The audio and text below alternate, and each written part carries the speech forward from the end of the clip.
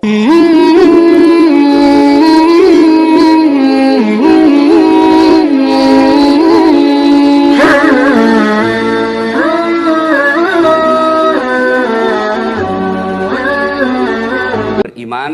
bertakwalah kalian kepada Allah dengan sebenar-benarnya takwa, dan janganlah kalian mati kecuali dalam keadaan beragama Islam. Wa qala idzan bismillahirrahmanirrahim, ya ayyuhalladzina amanu dukhulu fis-silmi kaffatan wa la tattabi'u khutuwatis syaitan innahu lakum aduwwum mubin. Wahai orang-orang yang beriman, masuklah engkau ke dalam Islam secara sempurna, dan janganlah engkau ikuti langkah-langkah setan, karena sesungguhnya setan itu musuh yang nyata bagi kalian.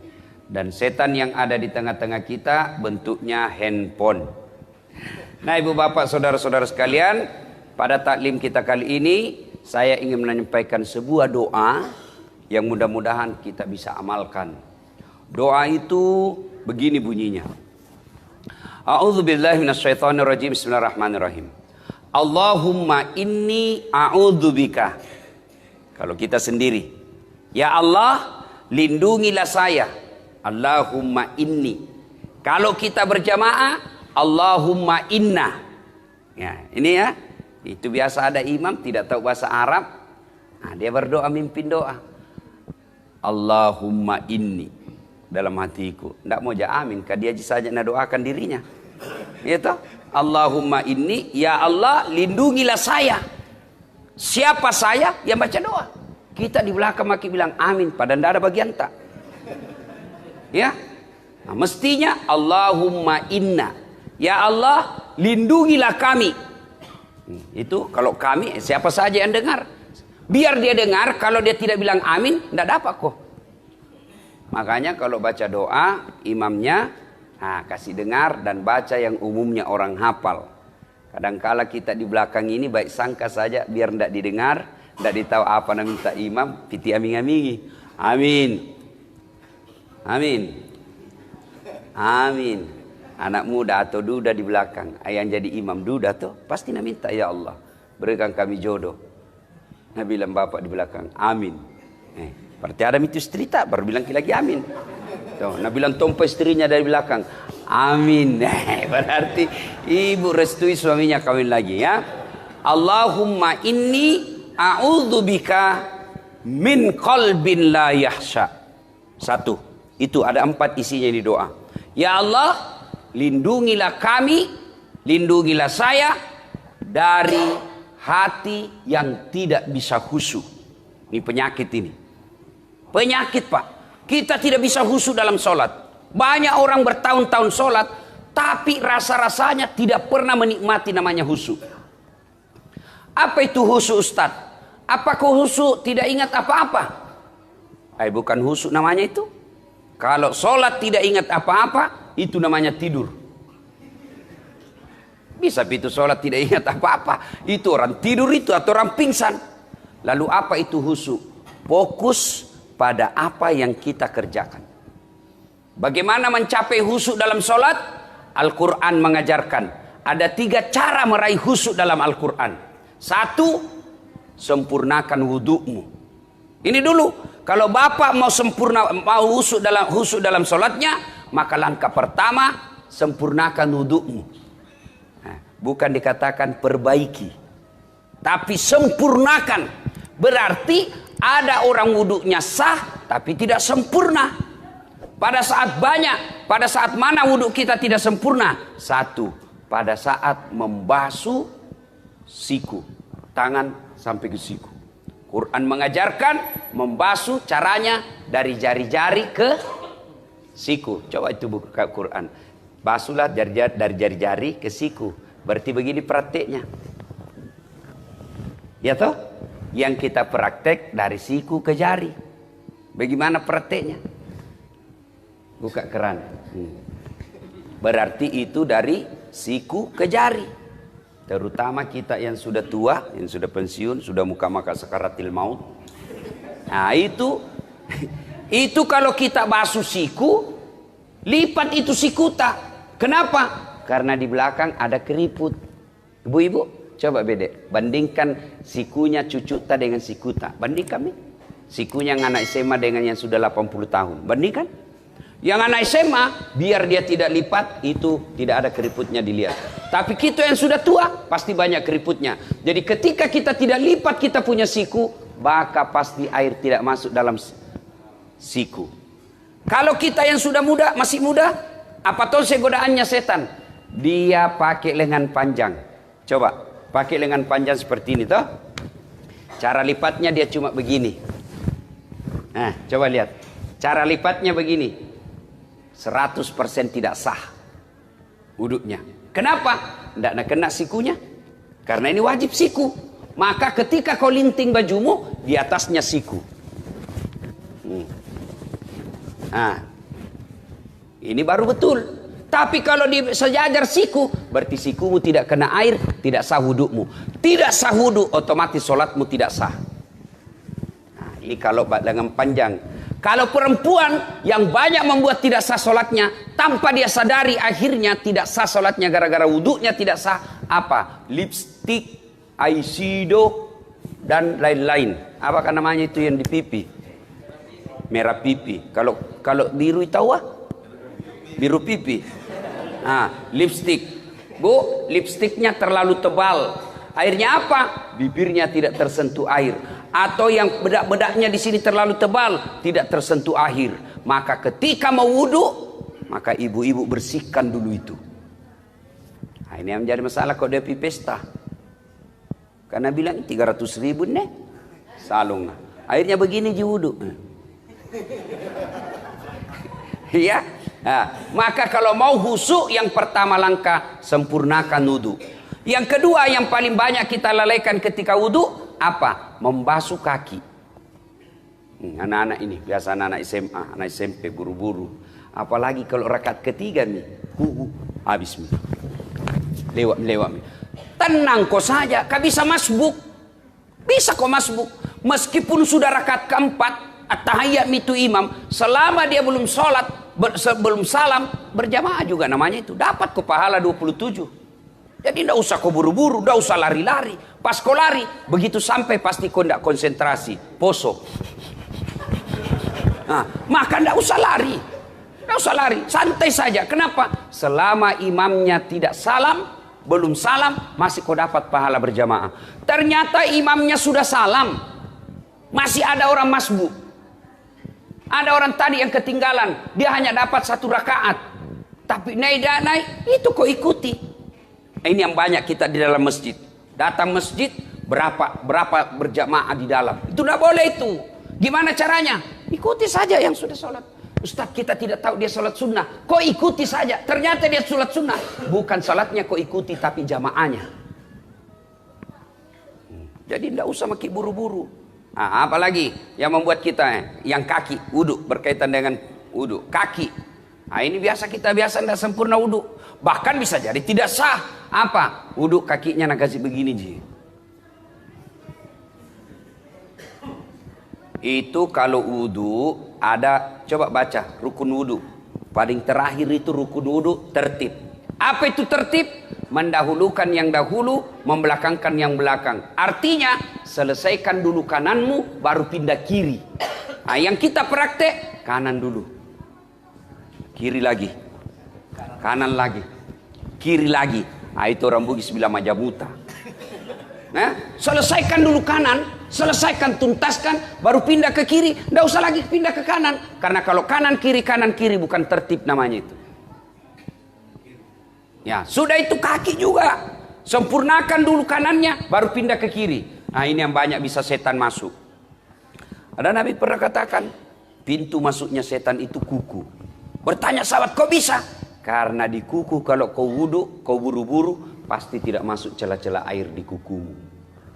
Boleh panjang kukumu, dengan catatan kamu harus lebih teliti dan lebih jeli ketika wudhu. Kenapa? Kalau dia panjang, nah, tidak masuk air di sini, tidak sah wudhumu. Maka harus korek-korek. Kan biasa ada satu seperti saya ini satu, panjang-panjang sedikit. Apa tujuannya ini? Seksi kebersihan. Kebiasa sudah makan coto, tidak bawa sikat gigi. Nah, itu bagusnya itu kalau ada siwak. Kayak itu siwak bisa dikantong-kantongi, biar ndak pakai odol. Biar ndak pakai air, langsung kasih masuk saja. Tapi jantung kau orang makan coto di depan kasih begini, kurang ajar kau itu ya. Nah, ibu bapak, saudara-saudara sekalian. Bagaimana kalau membasuh kaki dan jari-jari?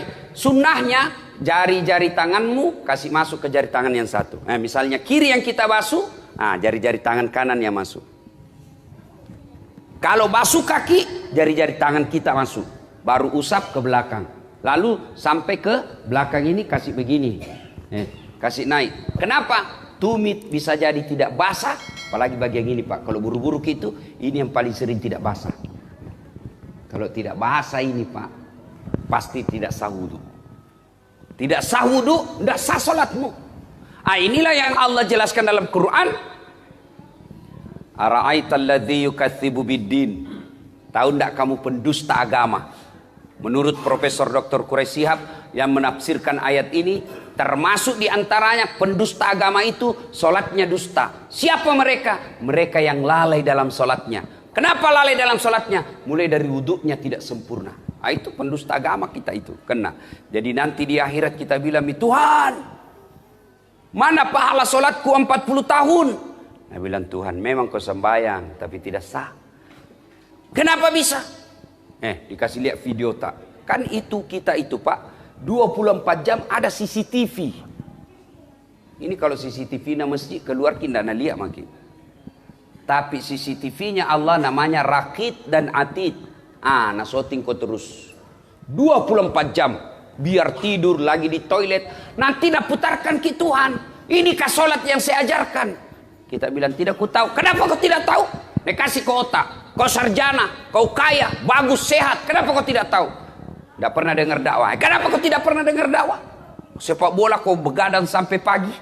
Main game kau begadang sampai pagi. Kenapa kau tidak pernah belajar soal solat? Nah itu solat kau pakai 24 jam. Bagaimana solat kamu bagus Pak? Coba jujur ki bede. Dalam hati tak mau. Jangan dikasih naik tangan tak. Pasti malu-malu ki. Jujur maki. Berapa tahun maki solat? 50 tahun. Ada itu buku di rumah tak, tuntunan dan pedoman solat 5 waktu? Coba, kira-kira bagaimana kita solat? Begitu tidak bapak tak, begitu kita lihat orang, begitu kita solat, tidak pernah kita baca bagaimana itu solat. Handphone saja, handphone, adik-adik beli handphone, begitu beli handphone, ada apanya? Ada petunjuk penggunaannya. Dan di situ ditulis warna merah. Baca buku pedoman penggunaan sebelum menggunakan handphone. Coba. Itu ditunjuk, itu ditulis merah. Baca dulu ini buku, baru kau buka itu HP-mu. HP saja itu ada buku pedomannya. Apalagi kita sholat. Akhirnya jangan kau heran, 30 tahun kau sholat masih hobi kau makan uang haram. 30 tahun kau sholat masih suka kau bohong.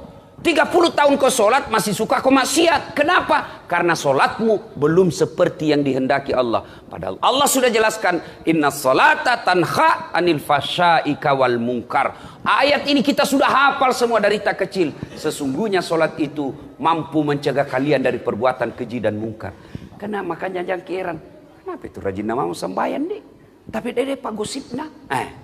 Berarti bermasalah sholatnya. Kenapa itu rajinnya sholat nabde sekit namamu? Berarti salatnya bermasalah. Kenapa tidak? Coba kita lihat sholat kita Pak. Orang Bugis bilang mau pito-pito.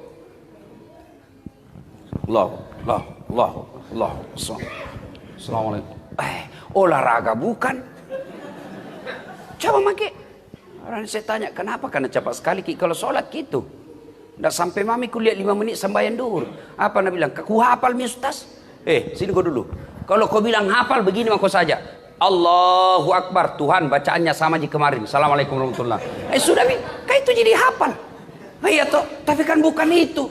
Salat itu ada rukun-rukunnya, ada tertibnya, ada syarat sahnya. Yang itu harus kita lakukan. Kalau itu kita ikuti, maka insya Allah hidup kita akan baik. Oke Pak. Jadi kalau ada masalah, jangan makin cari kambing hitam. Itu saja kita tanya, bagaimana sholatku selama ini? Orang Pak kalau baik sholatnya, husuk sholatnya, tata cara pelaksanaannya baik dalam sholatnya, insya Allah dalam hidupnya juga akan baik. Allah sudah jelaskan, salat mencegah kau dari perbuatan keji dan mungkar. Mulai saja dari rukun-rukunnya salat, mulai dari saja syarat sahnya salat. Apa syarat sahnya salat? Satu, bersih dari najis dan hadas. Aplikasikan dalam hidupmu, maka itu orang pasti bersih. Adik-adik, saya tanya, sah enggak salat kalau kita tidak wudu? Sah. Yang penting tayamum. Tapi tidak semua boleh tayamum. Apa syaratnya? Tidak bisa kena air. Misalnya cacar. Toh, penyakit tidak bisa kena air. Atau subuh. Kalau kena air subuh-subuh, langsung menggigil, tidak bisa bernapas. Hah? Poso, asma. Boleh kok tidak? Boleh kok tayamum. Ya?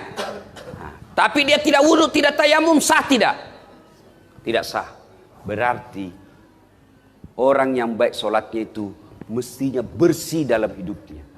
Tapi kadang-kala kita lihat ada orang sholat tapi baju sholatnya saja kotor, kuning bukan, coklat bukan, putih bukan, ada yang begitu. Kudungnya ibu-ibu, coba dikat diam nih. Ada itu yang ada kayak lumut-lumut di sininya. Itu kalau orang baik sholatnya, maka dia hidupnya bersih. Maka heran kita kalau kita rajin berjamaah tapi rantasa hidup tak. Satu, syarat sahnya sholat. Bersih dari najis dan hadas. Yang kedua, tidak sah sholatmu kalau kau tidak tutup aurat. Apa itu aurat? Ini kalau laki-laki lutut sampai pusat. Bapak, kalau keluar rumah sholat pakai celana kolor saja, sah tidak? Sah tidak? Tidak sah. Biar tidak ada yang lihat ki. Mentang-mentang dari lihat di sembahyang celana dalam saja aku pakai ini. Allah. Sah atau tidak? Tidak sah. Artinya apa? Ini sesungguhnya aurat itu aplikasinya dalam kehidupan sehari-hari. Malu. Kan malu orang kalau kelihatan paha tuh. Malu itu ibu-ibu kalau kelihatan dadanya. Malu itu ibu kalau kelihatan keteknya. Kecuali yang keluar anak darah yang kelihatan keteknya. Nah, malu itu sudah putus rasa malunya. Urat-urat malunya sudah tidak ada. Kita laki-laki nasesa.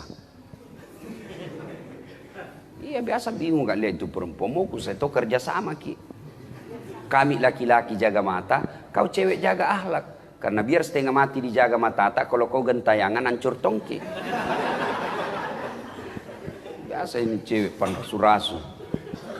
Dilihat habis sikir, tidak dilihat barang bagus. Terpas pala pasar Cina saja. Biasa itu kalau di mall kita jalan. Saya kan kalau mall begini juga kemana-mana begini, enggak mungkin kita mau ikuti, toh. Tapi dia di depan tak, nah barang bagus. Ma indah enak tongki pakai gabis, nanti nalihat ke orang, bilang ustaz kejili-jili. Nah, biasa pala pasar Cina saja gitu saja. Sudah. Ya. Nah, itu berarti kalau orang baik sholatnya, insya Allah tinggi rasa malunya. Mana aplikasinya? Kalau dia rajin sholat, jadi kepala dinas jadi sekdai, jadi pejabat ada mobil dinasnya, maka dia malu pakai mobil dinasnya kalau untuk antar undangan pernikahan. Maka malu dia pakai mobil dinasnya kalau hanya untuk pergi pasar untuk dia pakai kepentingan pribadinya. Itu orang yang baik sholatnya. Maka wajar ketika Allah berfirman, sesungguhnya solatmu mencegah kalian dari perbuatan keji dan mungkar. Itu coba diaplikasikan saja itu. Apalagi, ya, syarat sahnya solat. Sah tidak solat kita kalau tidak baca Al-Fatihah? Tidak sah. Kalau diaplikasikan dalam kehidupan sehari-hari, apa itu Al-Fatihah? Al-Fatihah itu ada doa di dalamnya. Al-Fatihah itu ada di dalamnya rasa tawakal. Maka kalau orang yang baik solatnya, maka dia tidak pernah bersangka buruk kepada Allah. Aplikasi dari surah Al-Fatihah. Apalagi syarat sahnya solat. Sah tidak solat kita kalau tidak menghadap kiblat? Ibu-ibu saya tanya, sah solat kita kalau tidak menghadap kiblat? Sah tidak adik-adik? Sah tidak solatnya kalau tidak menghadap kiblat? Sah. Kalau kita tidak tahu. Nah, tapi sekarang tidak ada istilah tidak tahu lagi sekarang. Karena ada namanya, apa itu? Kompasnya itu handphone, ada semua itu Muslim Pro, gocang sedikit. Tapi matahari di sana terbenam, terbit di sana pagi-pagi. Kenapa ini begini? Nak tunjuk, gocangi lagi. Masih nak tunjuk, berarti salah ini kompasmu. Belum diislamkan. Lebih kau lihat itu matahari terbit. Di mana? Lawannya itu. Bagaimana kalau di atas perahu Ki? Nah, tidak dilihat, lihat mana terbit. Oh, di sana terbit. Oh, berarti di sana terbenamnya. Sudah, kau putar perahumu menghadap ke sana. Lagi sholat, tiba-tiba goyang perahu. Jangan mau kau goyang-goyang juga begini. Enggak, Pak, sudah lewat yang pertama. Ya, itu yang pertama doa. Ya. Yang kedua, cara khusyuk menurut Quran, satu tadi sempurnakan wudukmu. Yang kedua, berpakaianlah yang indah. Itu perintah Quran surah Al-Jum'ah. Cuma kita kadang kalau sholat pakaian biasa saja. Nah, setan goda Ki itu. Coba lihat. Bapak kalau mau sholat ke masjid, ada itu bisikan hati, pakai kau baju bagus. Ada itu namanya hati nurani. Tapi begitu kita mau pakai, nah goda Ki setan. Jangan mau kau repo Ki. Buru-buru kau cepat, kau mau di kamar. Setan itu. Karena setan itu Pak, tidak mau berhenti menggoda kita sebelum dia berhasil. Mulai dari asan nagoda memang maki. Wudhu nagoda maki lagi. Sudah Ki wudhu, mau Ki pakai baju gamis. Nah bilang Ki, jangan mau kau bilang korang nanti so alim. Akhirnya tidak jadi. Itu setan, padahal itu ajaran Quran. Kau datang ke masjid dengan berpakaian yang indah. Makanya Nabi kalau itu mau sholat disunahkan pakai parfum. Itu sunnah. Kan teman-teman kita jamaah tablik, kalau dia mau sholat itu kan dia pakai langsung, dia kasih keluar itu anunya. Minyak-minyaknya yang digosok-gosok, malaikat subuh. Kadang juga ada malaikat maut. Malaikat maut itu kalau kalefa bau, malaikat maut itu. Itu sunnah. Tidak ada parfum. Boleh kau pakai itu apa? Setrika. Pengharum kalau orang setrika. Yang penting pakai parfum, pakai bau-bau. Mau palsu, mau asli, pakai. Itu sunnah. Artinya apa? Kalau bapak pakai parfum sholat, jauh lebih mulia daripada yang tidak pakai parfum. Itu sunnah. Sikat gigi. Itu anjuran agama. Berpakaian yang indah. Tapi sayang kita kalau mau ketemu wali kota, bawa pakaian indah. Sekalinya mau datang ke masjid, pakai baju kaos. Celana training, battala. Pas sujud, ada celengan di belakang. Ya. Yang ketiga, bagaimana supaya bisa khusyuk dalam sholat? Yang ketiga menurut Quran, kalau kau sholat, bayangkan bahwa itu sholatmu adalah sholat yang terakhir. Coba. Yang kita selalu berpikir masih panjang umur tak? Jangan. Banyak kan orang pergi, sehat, pergi, tidak ada tanda-tanda kematian, pulang tinggal jenazahnya. Keluarga saya di Surabaya, 2 minggu yang lalu, pergi sholat maghrib, masih masjid, sholat isya, masih sehat walafiat, segar bugar, pergi sholat isya, selesai sholat asar, pergi main badminton, bulu tangkis, tinggal jenazahnya pulang. Kenapa? Serangan jantung di lapangan. Jadi bapak, kalau keluar Ki, itu jangan Ki lupa sayang-sayang istri tak. Ibu kalau keluar suami tak, peluk baik-baik, cium tangannya. Siapa tahu itu adalah ciuman tanganmu yang terakhir. Tadi tahu. Makanya kalau pergi suami tak cari uang, ibu doakan Ki. Selamat. Jangan suamimu pergi cari uang, kau pergi gosip. Baru 15 menit pergi suaminya, pergi Tommy dia tawaf di komplek. Nah kelilingi semua. Alasan jogging-jogging tapi cari informasi. Itu penyakitnya perempuan. Tuh. Mana ustaz nak gosip tong. Nah lihat kata dia bilang, itu je baju na waktu na di YouTube.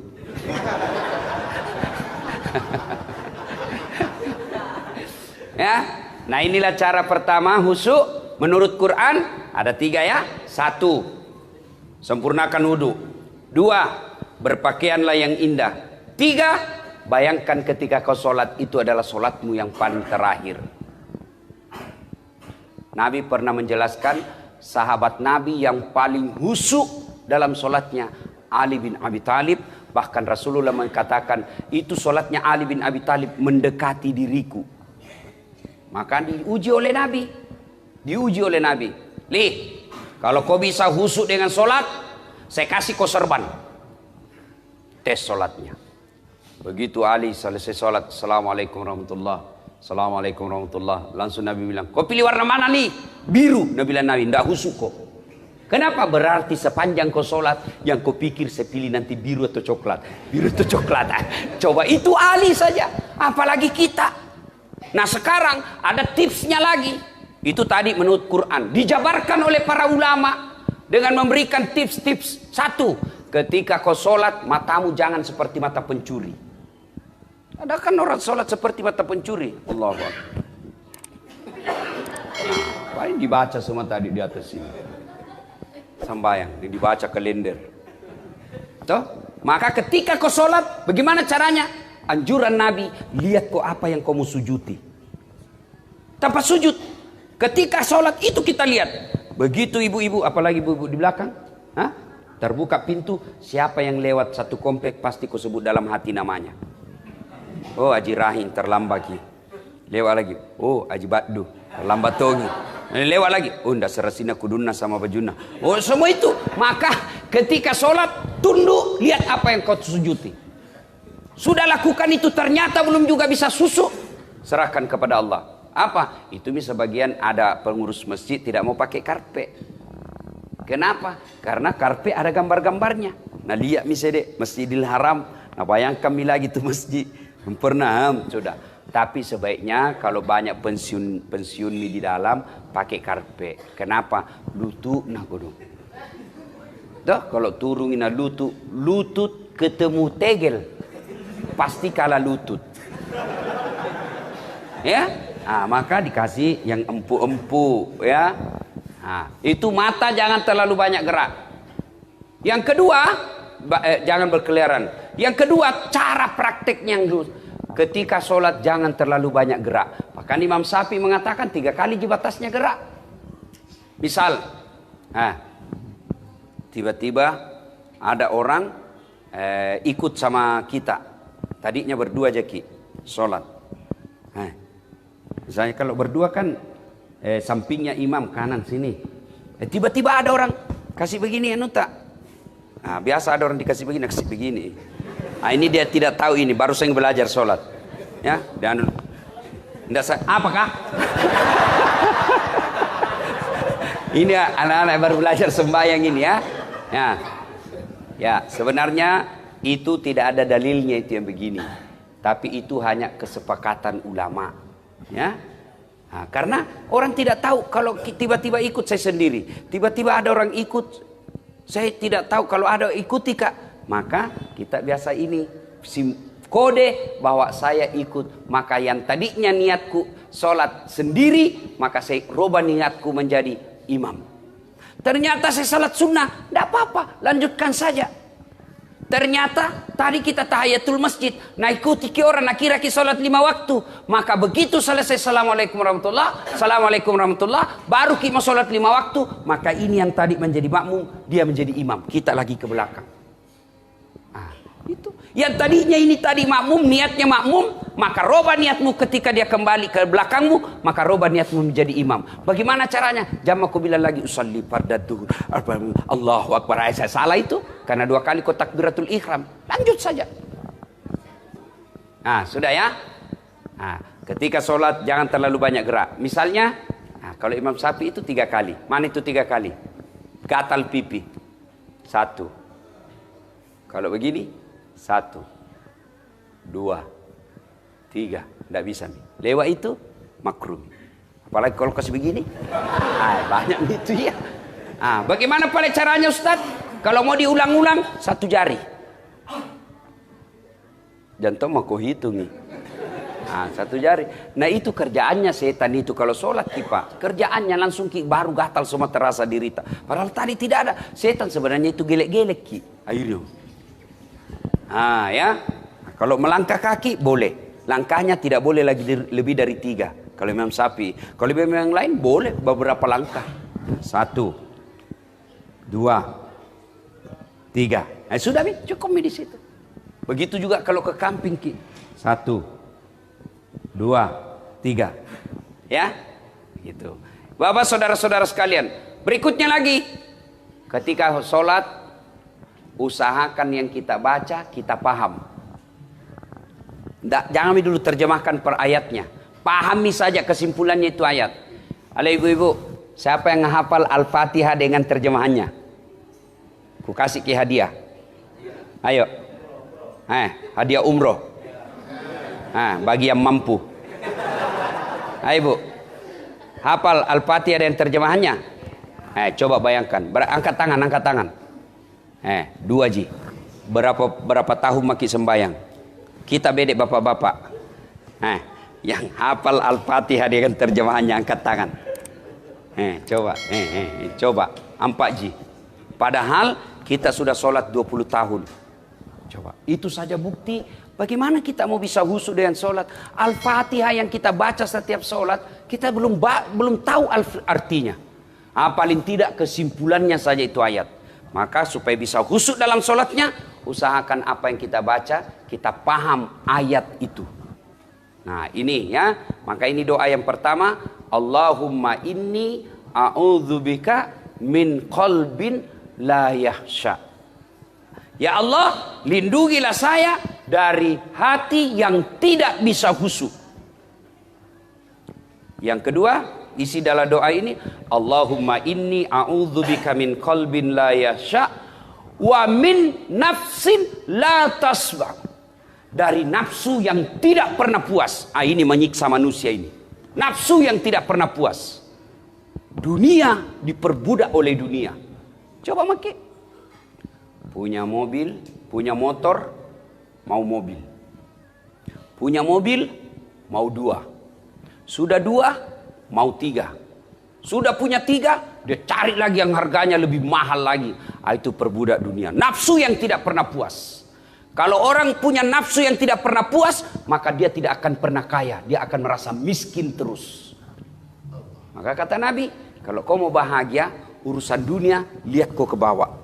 Urusan akhirat, lihat kau ke atas. Apa aplikasinya? Contoh, kita yang punya mobil, alhamdulillah, ada di mobilku, mana mau mobil tua, tetanggaku motor Ji. Kita yang punya motor, alhamdulillah, ada motorku, tetanggaku kodong sepeda Ji, kemana-mana menggayu. Kita yang punya sepeda, alhamdulillah, ada sepedaku, tetanggaku poin mana sepeda tidak ada tong, kemana-mana jalan kaki. Kita yang jalan kaki, alhamdulillah, masih sehat Kak, tetanggaku lumpuh, tidak bisa kemana-mana. Kita yang lumpuh, alhamdulillah, masih sehat, masih bisa hidup Kak, tetanggaku kemarin mati. Insya Allah itu ada puasnya kita. Tapi kalau dibalik, urusan dunia dilihat ke atas, yang lumpuh lihat yang jalan. Wih, kenapa saya menderita di sini ya? Yang jalan, nah lihat yang ada sepedanya.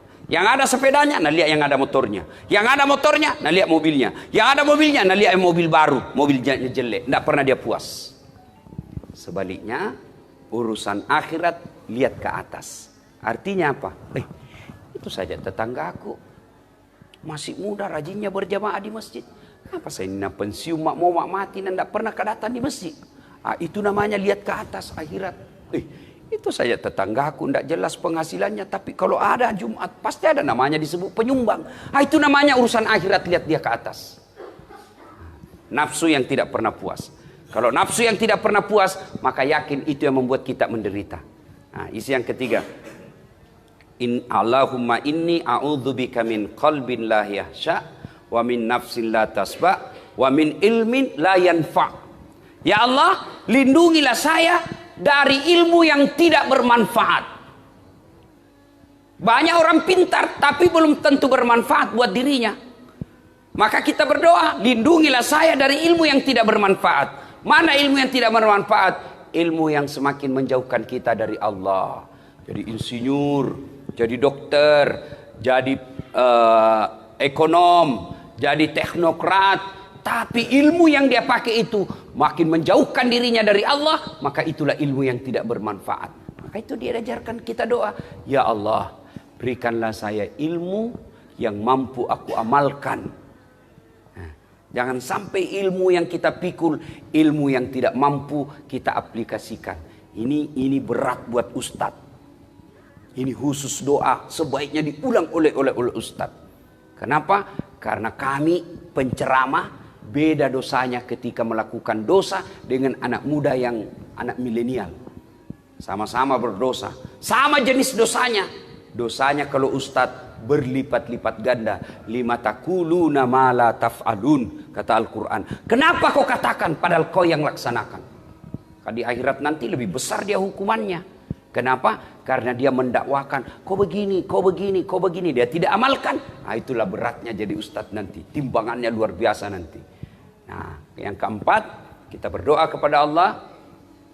Wa min du'a la yastajabu laha. Lindungilah saya dari doa yang tidak mustajab, doa yang tidak dikabulkan Allah. Dalam hidup ini Pak, semua orang ada masalah. Dan senjata ketika ada masalah, curhat, berdoa kepada Allah. Tapi kalau doa saja kita sudah tidak didengarkan Allah, maka itu sudah paling sial hidup kita. Maka kita berlindung kepada Allah, ya Allah, lindungilah saya dari doa yang tidak diijabah. Kenapa doa kita tidak dikabulkan? Salah satu sebabnya, doa kita tidak dikabulkan, hubbi aklil haram, suka makan barang haram.